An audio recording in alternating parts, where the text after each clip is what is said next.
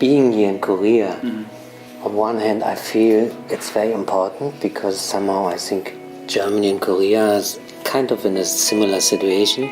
On the other hand, being here in Asia, it feels light years away, you know?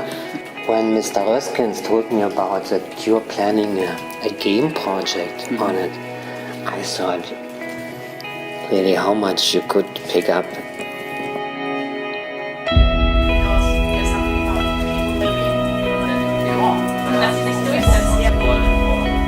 I came to Berlin the first time when I was 14, and very often I went to the Brandenburg Gate. You had to make a decision, you had to turn with the right or left, so you were not allowed to stand in front of the Brandenburg Gate and you were not allowed to look into West Berlin a long time.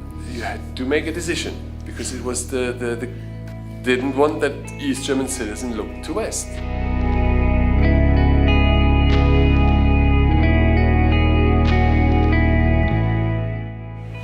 I think it is very simple to explain. First of all, you have to keep in mind that after the closing of the border, after the erection of the wall, I think in whole Berlin, east and west, the inhabitants were very angry about it, very sorry about it, and a lot of young people, like me, mostly students, were of the opinion you have to do something against it.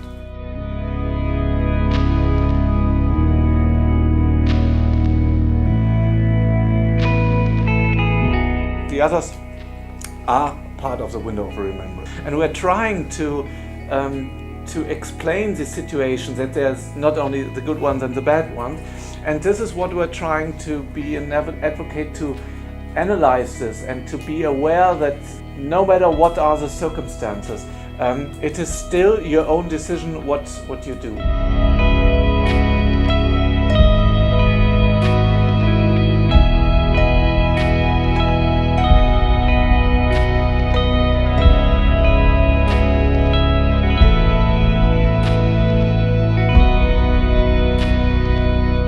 In Europe, in Germany, or actually also in big politics, nobody thought the wall would come down within the next 50 or 100 years. Right. Yeah?